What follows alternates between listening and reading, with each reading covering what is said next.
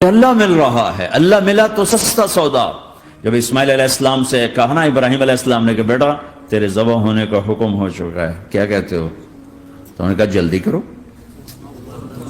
یا ابا تفعل، یا ابا تفعل، ابا جلدی کرو۔ تو ابراہیم سمجھے کہ شاید یہ پتہ نہیں چلا اس کا، بیٹا تمہیں خبر ہے میں کیا کہہ رہا ہوں؟ کہاں خبر ہے، بڑا اچھا سودا ہے، آپ کے بدلے میں اللہ مل جائے گا، اللہ آپ سے زیادہ بہتر ہے، دنیا کے بدلے میں جنت ملے گی، جنت دنیا سے بہتر ہے۔ پھر معصوم بچوں کو خیال، ہاں میری ماں کو ضرور تکلیف ہوگی، تو اپنا کرتا اتارا اور اپنے باپ کو دیا کہ یہ کرتا آپ نے میری اماں کو دینا ہے، جب مجھے کبھی یاد کرے گی تو میرا کرتا دیکھ لیا کرے گی، تسلی ہو جائے گی، اور آپ نے اپنے کو کفن دے کے ادھر ہی دفن کر دینا ہے، ادھر نہیں لے جانا وہ مکے کی طرف کہ میری ماں کو وہاں تکلیف ہوگی، میرا کٹا سر دیکھ کر بغیر سر کے پورا دھڑ وہ اس کو تکلیف ہوگی۔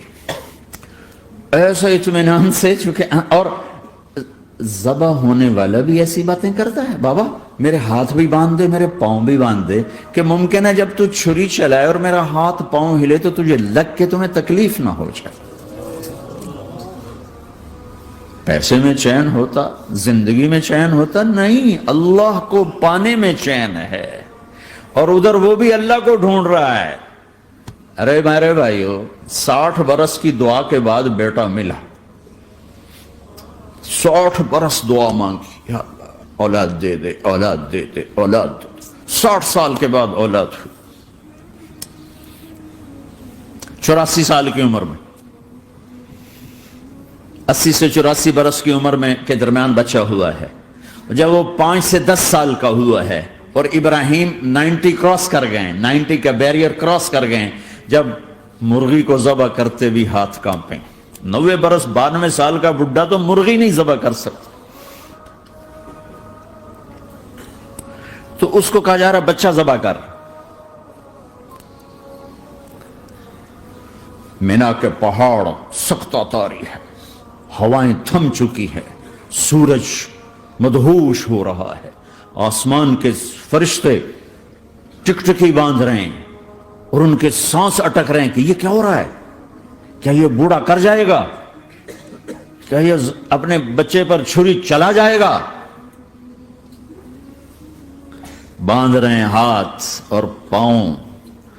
ابے بچے نے کہا تھا مجھے الٹا لٹانا، سیدھا نہ لٹانا، کہیں تیری نظر پڑے میرے چہرے پر اور پھر تو رک جائے، نہیں نہیں نہیں، سیدھا الٹا۔ تلہ للجبین، اسماعیل کی وصیت کو قرآن نے بیان کیا، ماتھا ہے ان کے گھٹنے کو ان کی کمر پہ رکھا اور ایسے سر کے بال پکڑے، ایک ہاتھ میں چھری، ایک ہاتھ میں سر کے بال، اور یوں آسمان کو دیکھا، یوں تھوڑا سا اوپر اٹھایا نا تاکہ نیچے سے چھری چلائے۔ وہ چھری چلا کے مطمئن ہے، وہ چھری چلوا کے مطمئن ہے، پتہ چلا کہ میری سوچ غلط ہے، کسی اور طرف سکون ہے، جہاں میں ڈھونڈ رہا ہوں وہاں نہیں ہے، اپنی مرضی پوری کرنے میں نہیں ہے، اللہ کی مرضی پوری کرنے میں ہے۔ یوں پکڑا، گھٹنا رکھا، یوں دیکھا، آسمان کو دیکھنا تھا کہ فرشتوں کی چیخیں نکل گئی، کہ اے اللہ، ہے کاش وہ مینا کے پہاڑ ہوتے جہاں یہ قصہ ہوا، اب تو حاجیوں کی وجہ سے انہیں توڑنا پڑا۔ اے اللہ، کیا تو مجھ سے ناراض ہو گیا ہے؟ تو یہ سمجھتا ہے کہ اسماعیل کی محبت میرے دل تجھ سے زیادہ ہوگی؟ نہیں نہیں، میرے اندر تو ہی تو ہے، تیرے سوا کوئی نہیں ہے، اور اگر کوئی میرا تو نے امتحان لینا ہے میں حاضر۔ ایک اسماعیل کیا لاکھوں قربان ہو سکتے، چھری چلا دی۔ اگر میرا رب صرف دیکھ ہی رہا تھا کہ خلیل کہاں تک جاتا ہے، یاری نبھتی ہے کہ درمیان میں ٹوٹتی ہے۔ ارے تم سے بچوں پہ چھریاں نہیں چلوا رہا، تم سے کہہ رہا غلط کام چھوڑ دو، وہ تمہاری ہلاکت اور بربادی کا ذریعہ ہیں، یا موت سے ٹکر لے کے دکھا دو، یا قبر کے گڑھے میں جانے سے انکار کر دو، یا موت کے بعد کھڑے ہونے سے انکار کر دو، یا میرے رب کی جہنم کو پانی سے بجھا دو، میرے اللہ کی جنت کو آگ لگا دو، اور کہہ دو کوئی اللہ نہیں، کوئی حساب کتاب نہیں، جاؤ جو مرضی کرو۔ ادھر سب کچھ مانتے ہو، ادھر اسی سے بغاوت کرتے ہو۔ یہ کیا اسلام ہے؟ یہ کیا زندگی ہے؟ اے اللہ، ناراض ہو گیا ہے کہ میرے دل میں اسماعیل تجھ سے زیادہ نہیں، میرے رب ادھر تو ہی تو ہے، تیرے سوا کوئی نہیں ہے، تو ہی ہے۔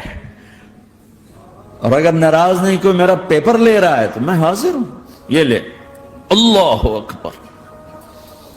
جو چھری چلائی، ساتوں آسمان کے فرشتوں کی چیخیں نکل، 2 دفعہ آسمان کے فرشتے روئے ہیں، 2 دفعہ ساتوں آسمان کے فرشتے، ایک یہاں ابراہیم و اسماعیل کے اس قصے پر، اور پھر 4000 سال کے بعد جب میرے نبی کو طائف میں پتھر پڑے۔